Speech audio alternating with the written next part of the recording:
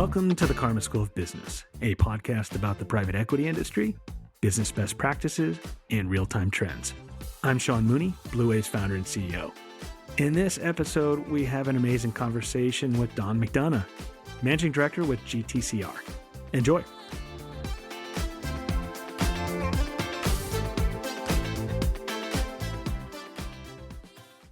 I am super excited to be here with Don McDonough today. Don, thanks for joining. Thank you for having me, Sean. Great to be here. Yeah, this is one I've been looking forward to for a long time. I think our listeners might notice some familiarity as Don and I talk. We've known each other for a long, long time. When I certainly had brown in my hair, Don is holding up much better than I am against time. Oh, God. But this is going to be a fun one. So I've been pleading with Don to come on for some time. We finally got him. I'm really looking forward to it. Thanks so much again. This will be great. And so maybe for our listeners who don't know as much about the story of Don, how about you kind of give us your abridged story of you, kind of where you grew up, any kind of formative life events, first job out of college, and then ultimately how you got into PE. Yeah, sure. I'm a born and raised New Yorker, grew up out on Long Island in a town called Garden City. I was active in sports throughout high school and college. I went to Princeton undergraduate before starting my career in investment banking in Manhattan. I worked within Pricewaterhouse and JP Morgan and their investment banking groups here in Manhattan for 5-6 years. Ultimately got my MBA at Columbia Business School and started my private equity career about 20 years ago, as scary as that may seem. Yeah, so Don and I have very similar paths other than the Princeton, the really good athlete, and some of those other things that I lack. So Don is the better version of me as I kind of grew up in life. But Please. No, but one thing you'll notice with Don, he's also incredibly humble, but he's been someone who I think has accomplished a lot. And that's one of the reasons why we're excited to hear from him and how he views the world, because I think there's a lot of kind of insight and wisdom and tenacity and grit in Don's kind of story. Back then, kind of path to private equity was a little less straightforward. It was much more of a cottage industry. And having been in investment banking, getting to more onto the investment side, there was a lot more, obviously, the opportunity to help build businesses, understand more about how companies work and working with management teams and strategy. In my mind, a little more accountability as far as putting your money where your mouth is and use the training that you received early in your career is really what attracted me to it. And kind of a competitive nature that just spoke to me, especially in the middle market, where I felt not only the opportunity to get really strong training at good firms in a smaller environment, but also the opportunity to get more of an impact on smaller to mid-sized companies in the beginning of my career. That's, I think, great additional kind of color on your background. And now that we've done more than 100 of these episodes, and certainly you and I knew each other when I was in PE, that is something that's, if I look at like what are the personas of people that are attracted to this industry, it's people who generally are high achievers, kind of competitive. There's a humility and humbleness to them. There's also this idea to kind of lifelong learn. And like you mentioned, training multiple times where you want to constantly kind of get a little bit better each day. But then it's also like you're drawn almost like this like inexplicable siren call from these other really good kind of pursuits and backgrounds into this idea that you want to be more of a hands-on business builder and have this ownership, this kind of like accountability over actually making things done versus maybe some of our prior kind of chapters of our lives. Yeah, no, I think that's right. I was fortunate to be able to work at firms like Pricewaterhouse and JP Morgan and really enjoyed my time there. But it was really a time where I was thinking about what I wanted to do with my life and where I wanted to take that training without realizing necessarily that I wanted to pursue a different path than where I was at the time. The more I learned about it, particularly in the earlier stages of the industry, it spoke to my nature a bit more. That's spot on. And that 100% fits with the way I know you. And I think the way a lot of us know each other. And so maybe with that in mind, Don, one of the questions I always love to ask is, we know you better if we knew this about you that maybe doesn't jump off kind of your LinkedIn page, et cetera. So what's one of those things? You referenced a little bit about some of my athletic background, and I was quite fortunate not only in college, but also growing up through high school. athletics were a big part of my life. I was a very competitive person and was really fortunate to have a lot of great coaches and teammates in both high school, college, and really throughout that made me be a part of some really successful teams as well. I learned a lot from them. I was, I guess, very competitive and drove myself, but also learned a lot of great lessons from those coaches, those teammates, where that I impart on life every day and what I'm doing either at work, what I'm doing in business, and really where I try to not only take them and become a better version of myself, my job as head of business development here at GTCR, but also at home. I try to get back in my community and coach young kids some of those lessons as well. So I guess that would be one thing that's an important part of my life that's really impacted in a great way. And Don, what was the sport that you played growing up? I played lacrosse, played football and lacrosse in high school, went on to play lacrosse at Princeton, where I said I was fortunate to be a part of a terrific program. We won a couple of national championships while I was in school. And again, just an incredible experience to be part of those teams and with my coaches and those teammates that really made it special. Yeah, lacrosse is one of those fantastic sports because it requires agility. It's a really fast moving sport. It's one that also requires kind of physicality. So you blending all of those at once, it's really interesting. So I grew up in Texas where football was king, and I really didn't know much about lacrosse until I went to college. Now I think it's everywhere. But maybe when I was growing up it wasn't so much until I went to college in Washington D.C., where you had all these extremely exceptional kids and athletes from New York, Connecticut, Maryland, Virginia, and lacrosse was the big thing. And they were some of the most exceptional athletes I'd ever seen. And so it was just like this epiphany to me. I was like, whoa, what is this sport? It's unbelievable. It was a lot of fun. It's an incredible sport. I loved it. I also loved everything they kind of brought and taught me, not just being out on the field and being very competitive, but again, what it takes to be successful in that environment, not just individually, but as a team. And it really taught me a lot. Hey, as a quick interlude, this is Sean here. Wanted to address one quick question that we regularly get. We often get people who show up at our website, call our account executives, and say, hey, I'm not private equity. Can I still use Blue Wave to get connected with resources? And the short answer is yes. Even though we're mostly and largely used by hundreds of private equity firms, thousands of their portfolio company leaders, every day we get calls from everyday top proactive business leaders at public companies, independent companies, family companies. So absolutely, you can use this as well. If you want to use the exact same resources that are trusted and being deployed and perfectly calibrated for your business needs, give us a call. Visit our website at bluewave.net. Thanks. Back to the episode. So maybe as we turn the chapter of our conversation forward here, I'm curious, Don, what is maybe one of the harder things that you've experienced in business, in your career, and how did you overcome this? And I think that's like a common trait in PE is this kind of tenacity, grit, resilience, and kind of trying new things, encountering challenge and overcoming kind of stuff. Yeah. So I've been fortunate, as I mentioned, my private equity career spans almost 20 years and been fortunate to be part of a number of terrific firms where I've learned various things. I started in a role that was much more traditional in execution and operations and kind of soup to nuts private equity. And over time, it kind of transitioned into this business development role here at GTCR. And it's like anything else, you move from one step to the next and you've learned from the past experiences into the next environment. And over the last several years that I've been here at GTCR, almost 3 years now, and starting this role here at this firm has been a terrific challenge. And obviously, the most recent GTCR is a very successful, longstanding firm in the industry that has a terrific model of investment and operations. And this was a role that hadn't existed before.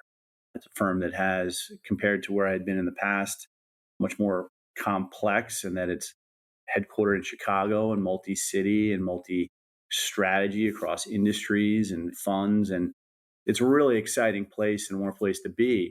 But isn't in establishing a new role here in business development, it's taken a lot of hard work and it obviously the job's never done.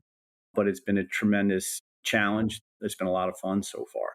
What were some maybe the lessons you learned from going to maybe an established role where you had been with a firm for a while, and then you have to create something new within a really good company as well, but it just hadn't existed before? So for people who are thinking about doing those same things, did you have any kind of lessons learned, whether it was in private equity or you're working at a portco?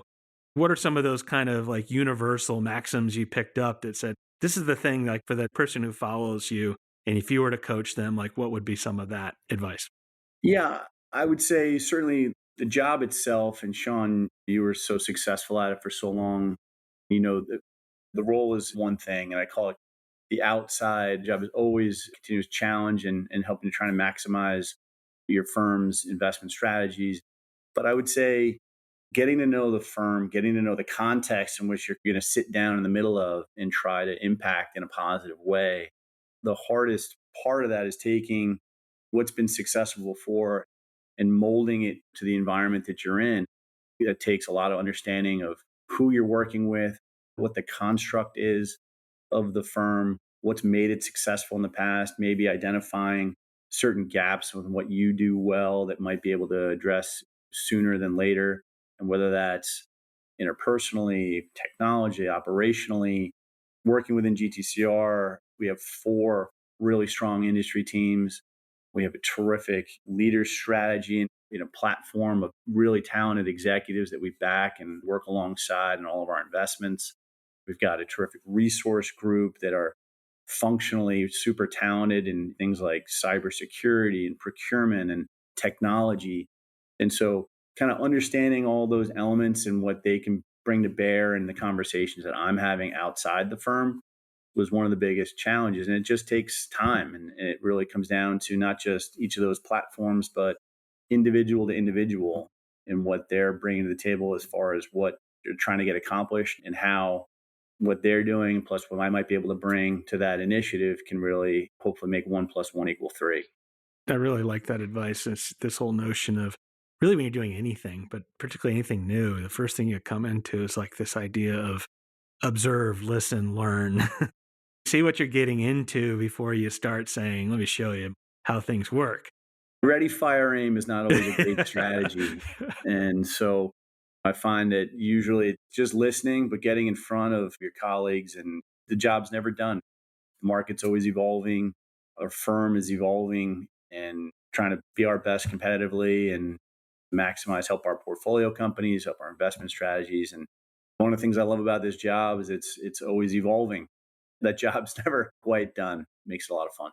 It makes me even think back. So when I joined the PE firm before Blue Wave, it was a brand new PE firm. So there was a spin out by a couple senior partners from another larger cap PE firm, and they were going to do a lower middle market focused firm. And so I joined right at their final close when they had partners and they had associates. And I was their first VP. And it was, and I came in and I had been with another PE firm for 8 years. And so I had one way of really great mentorship and now entering a whole new phase of mentorship. And we just did things a little bit differently. And at first, it was like a bucket of cold water got thrown right on me, and it was shocking. Yeah. And I was 90% sure I was going to get fired right out of the gates. And so I'm forever grateful to my then partners who like gave me some time.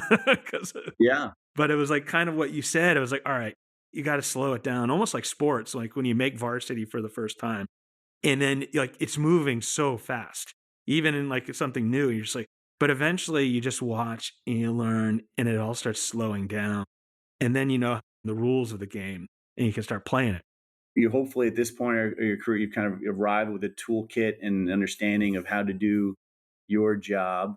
And as much as it is understanding how your partners are doing their jobs and all of the great things that the firm and your partners can bring to the table, it's also allowing them to understand what you can bring to the table for them, because it might not always entirely be obvious in a new role. And again, a firm that's been around, in this case, 45 years and quite successfully for that time. And again, very fortunate that a great group of partners that have allowed me to do that. And as you said, GTCR is one of the very best of the best and sets the standard in many ways in PE. So to be able to do something like you do and bring your talents to a team that's also a really good one is kind of, you got drafted by the, I will not be provocative and pick a team because that's a third rail here in private equity land. So I'm not going to say the Yankees or the Red Sox, or pick your favorite team. It's an amazing team, but one that's always seeking to get better at everything and then find new ways to create value. In the last 5 years, there's been a tremendous amount of growth within the firm. And that means some really exciting initiatives and ways to impact our world. So it's pretty powerful. And you marry all of that with what's been the hallmark of our firm since the beginning and our leader strategy and great operating executives. And we don't have an operating partner model, if you will. It's really, we identify themes that we feel like are great investment strategies within our known sectors and try to partner with really talented executives within those worlds to not only just identify, but help add value with companies from the lower middle market. People think of GTCR, and it is a sizable firm, and we do have a large cap, but what they don't realize is a lot of the investments we look at are really lower middle market and founder-owned businesses and sponsor businesses that we're bringing the same resources to those folks and the same senior level attention and execs to those investments. And that's really the bread and butter of the firm and what's made it successful for so long and allowed for those other big things to happen. It's still going on. It just doesn't always make the front page of the paper. It's real interesting because you're right. I think today some people may overly think about the large cap things that GTCR does, but it seems like, as you're describing, they've never really left some of the origins of the middle market. They've maybe augmented what you've become, but you haven't left where you came from. Correct. When we raised the new strategic growth fund a few years ago to do just that, as our flagship had grown to a larger size, again, same type dynamics in investing and philosophy. And we're structured as one team, one dream. So we were kind of leveraging all that institutional knowledge on single digit EBITDA businesses and founder and family owned businesses up to much larger enterprises. Hi, this is Sean. Wanted to take a quick moment to tell you a little bit why Blue Wave exists. It's based on this whole notion that assessing opportunities and building businesses is really hard. We all know third-party expert service providers can dramatically help, but at the same time, it's hard to know who's good. Usually leaving you like I would do and call friends and ask, do you know someone who does this? Or just go the square peg round hole route. So after nearly 20 years in PE, I decided to solve my own problem and created Blue Wave. Today, many hundreds of PE firms, thousands of portcos, leading public companies, private companies, all call Blue Wave to instantly get connected with the exact third-party service provider they want that's pre-credentialed by Blue Wave and perfectly calibrated for their need and really good. You too can give us a call or visit our website at bluewave.net. We're free to use and you can benefit the same way other top PE firms do. Back to the show. As I kind of take in some of what you've shared here on GTCR, it's this multifaceted organization. You're bringing a lot to bear. You're using, I think very importantly, the word and, not or. You're not doing these binary choices. You're bringing a whole range of constituencies as part of your strategy to build, create value, partner with owners, and then ultimately being in service to stakeholders ranging from the whole gamut of limited partners, whether it's university endowments, pension funds, et cetera. And so how are you all managing this interplay between the business development team, the deal team, the operating resources that you bring to bear, your portco leadership team? Yeah, so it is a fairly sizable constituency and a lot of terrific experts that you're trying to bring. But I guess it starts in the industry teams. And obviously, we're fortunate to have decades of experience in these markets, identifying trends and identifying markets as they evolve and where we want to be. From a business development standpoint, that's obviously understanding where we want to go and where our portfolio companies want to go within the industry context is critical. When we've decided on that, we've got, again, recruiting on the outside or this leader strategy initiative that's a key part of what we're doing.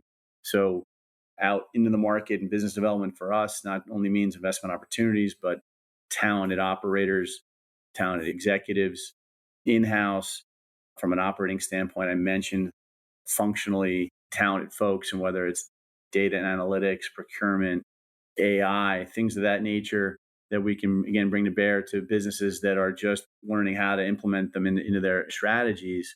And so the nice thing is for us, I may be leading business development. It's a part of everyone's job. The deal teams are well versed in some of, there may not be experts in AI or procurement, but they know when to bring those folks in. And it obviously differs depending on the opportunity. It's a bit of a dance. And when you look at companies that are large and small and different parts of their transition, one of the great things this firm's been able to show is the ability to bring small companies into the much larger market and help those companies grow. So again, it starts with our industry teams and the themes of where we want to invest, what we're seeing. Business development sits at the intersection of those industries. And for us, it's technology, it's financial services, it's business services, it's healthcare. So a diverse set of services and technology companies. And so being out in the market and having that credibility for me, but again, working with a team, this development center to identify companies, identify advisors, identify executives, and marrying that with our operators. From an LP standpoint, I mean, we've got a terrific investor relations team and fortunate to have institutional investors from around the world that have been with us for a long time. They invest alongside our deals. Every situation is different, but again, I think we've got a great platform that has in-house all of those aspects that need to be successful. That's great. And as I reflect on what you were saying there, Don, it made me think back to like the earlier innings when you and I were entering the world. And in some ways, it reflects the evolution of the business of private equity. So, like when I started in the early days, most PE firms would say, "Oh, we specialize in partnership," and there was a picture of a handshake on a website. This is a long time ago.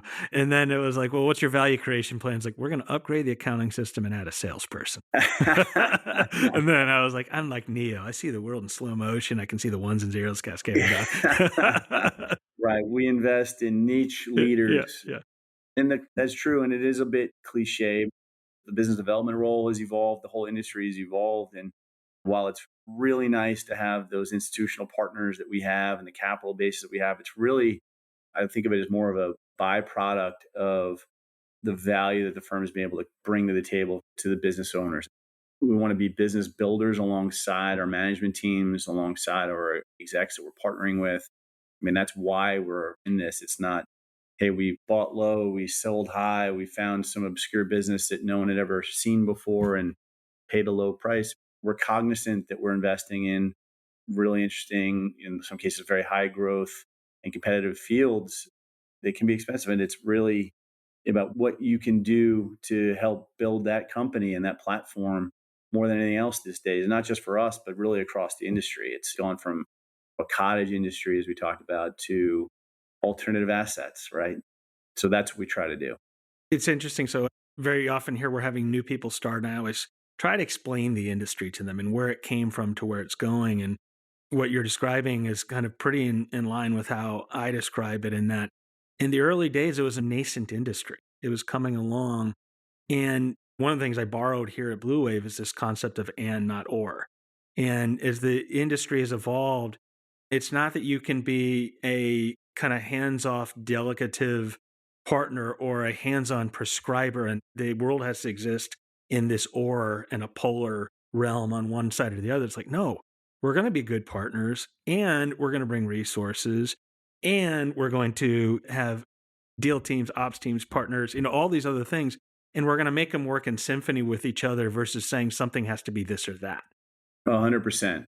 The job that I have in business development, I think most people within private equity, whatever their role is, would say their job has evolved dramatically and gotten much more complex. I think business development early days was where you were somewhere others weren't and found some obscure asset, and it was a purely sourcing initiative. And that's an important part of it.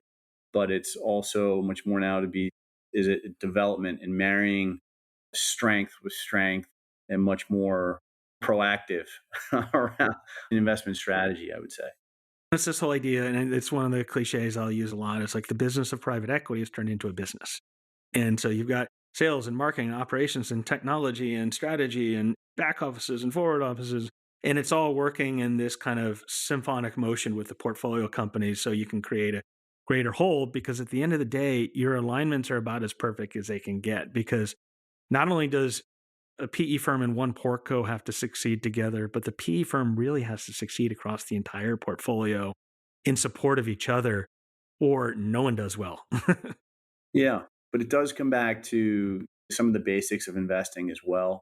I think one of the most impressive things that I see every day in GTCR is, despite the teams, despite the success over the years and all that, it comes back down to the same rigor and hard work that started 40 years ago. And the hard questions that are asked, not just internally, but of our portfolio companies, of potential investments. And you can't skip a step. It's all additive, these things that we're talking about, and they're really important. But at its heart comes a very proactive, but very rigorous, step by step approach to investing. There's just no shortcut. Yeah, I mean, at the risk of like sounding like an over flatterous kind of fan of GTCR, what I really appreciate about really great firms like yours is that in this and not or kind of realm, you're not leaving the foundation that you built the firm on, but you're probably constantly shoring it up, strengthening it, and maybe bringing the footprint of what you do into adjacent spaces that make the whole thing better. I think that's right. And it goes to the culture of the firm and the hunger to get better every day. So, kind of extending on some of the things we talked about is these kind of things that you all are seeing out there and that you're bringing support to your companies on. What are some of the top value creation opportunities that you all are thematically engaging in your portfolio company with these days that maybe other business builders should also be thinking about? Yeah. Well, I mean, I think some of that is that we've been known for a long time from a business building standpoint is somewhat standard, whether that's, we mentioned building into new markets, and in some cases M&A, and other things, helping bring in additional leaders and executive talent, which again is part of our hallmark of what we do. And then there's the market to market developments. And we are, as I said, a very proactive firm. And whether it was interest rates a couple of years ago that were pushing up, we have a really talented capital markets team and operators who are proactively focused on what's to come within those, so we're prepared for it. Obviously, these days you're seeing it with the pronouncements coming out of Washington, obviously tariffs and challenges like that. I would put those in the same bucket where we are identifying, trying to get out ahead of issues and being proactive within the portfolio to help support our management teams wherever they may be operating. That's a constant. I mean, some of the themes, however, that I would say that are maybe a little longer reaching that we're spending a lot of time around would be things around technology, AI, how it helps potentially our investment strategies, our process, how it may help our management teams leverage themselves that much better, create efficiencies throughout the portfolio. I think we're spending quite a bit of time, not just internally in dedicating resources to that and understanding the interplay there and the opportunities there, but also what it is and what it isn't. And so that would be an example, but where we're trying to bring that to bear more on a platform level. But it's a never ending dance of what's coming in the market that we're trying to stay out ahead of. I think it's a really good point as you think about what top business builders do, right? The world is full of change, the world is full of scary stuff. And a large portion of the population, your intuition is to kind of like, let's batten down the hatches and just weather the storm and it'll come by and then the sun will just magically appear.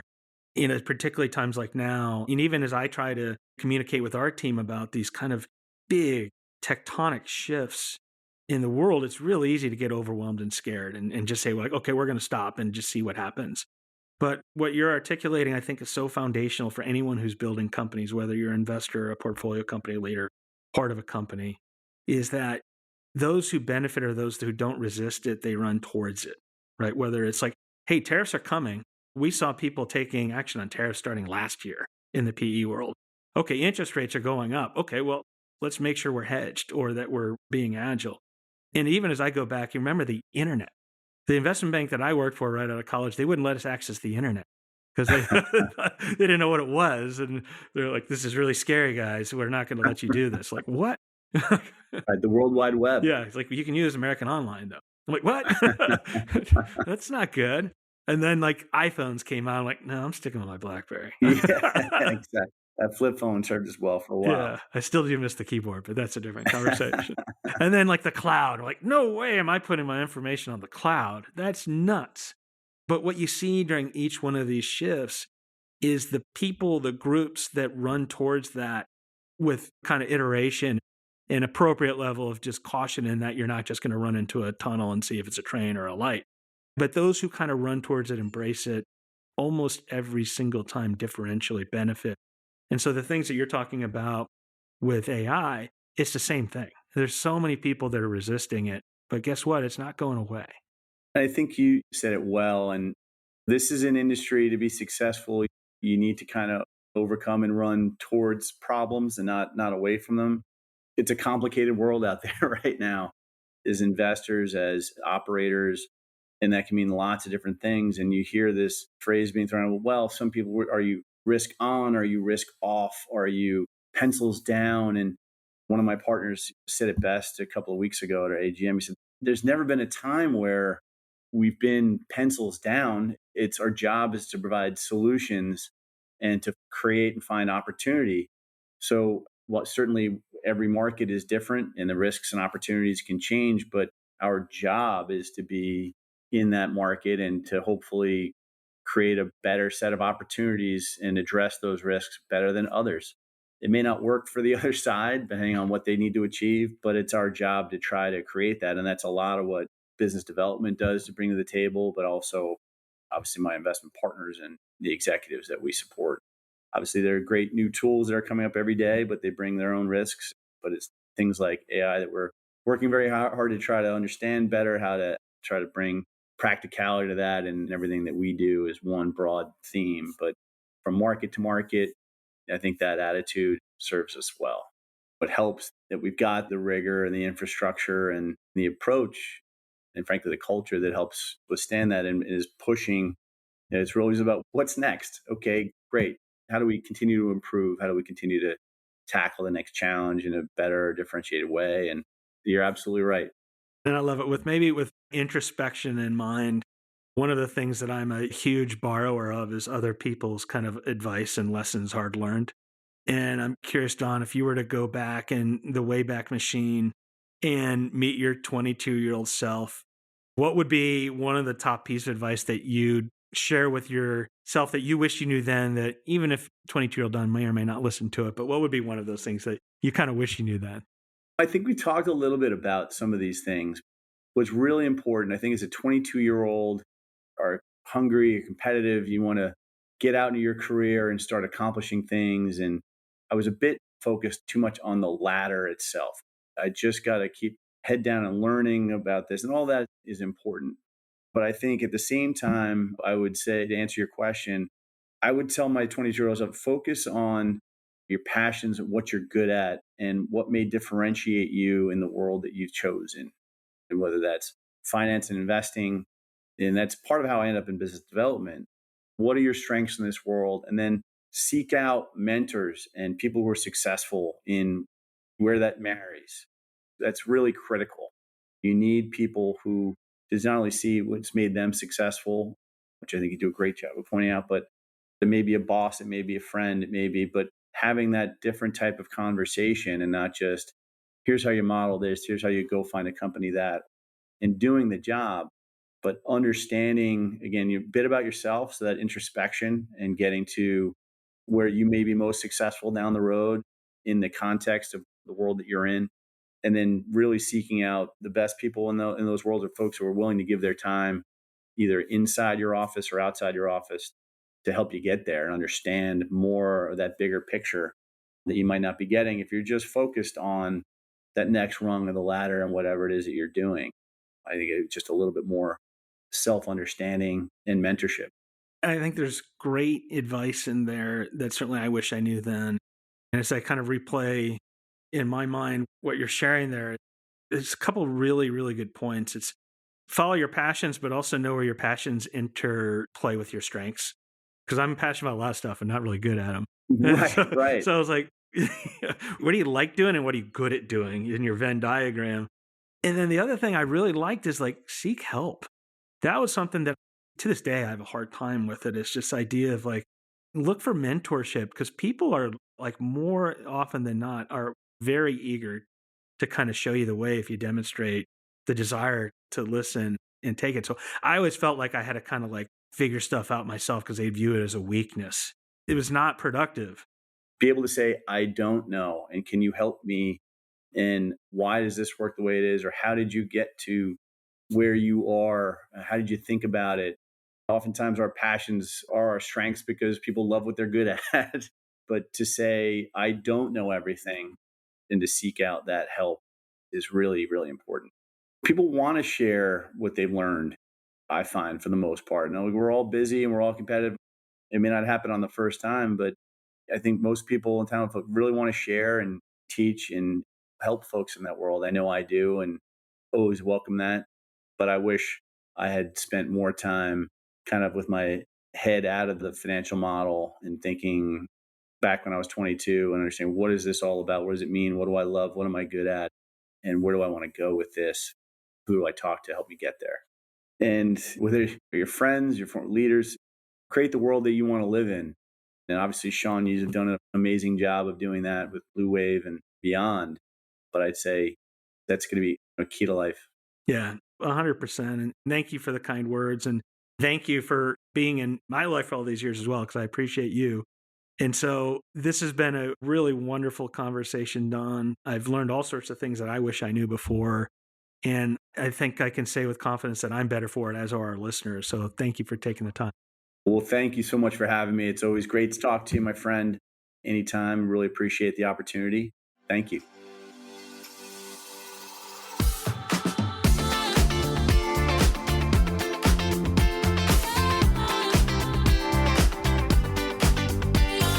That's all we have for today. Special thanks to Don for joining. If you'd like to learn more about Don McDonough and GTCR, please see the episode notes for links. Please continue to look for the Karma School of Business podcast anywhere you find your favorite podcast. We truly appreciate your support. If you like what you hear, please follow, 5-star rate, review, and share. This is a free way to support the show, and it really helps us when you do this, so thank you in advance. In the meantime, if you want to be connected with the world's best-in-class, private equity-grade professional service providers, independent consultants, interim executives that are deployed and trusted by the best business builders in the world, including many hundreds of leading private equity firms and thousands of portfolio companies, and you can do the same whether or not you're in the PE world, give us a call or visit our website at bluewave.net. That's BLUWAVE, and we'll support your success. Onward. The views and opinions expressed in this program are those of the individuals presenting and do not necessarily reflect the views or positions of any other persons or entities, including those referenced herein. No representations, warranties, financial, legal, tax, or other advice are made herein. Consult your advisors regarding any topics discussed during this episode.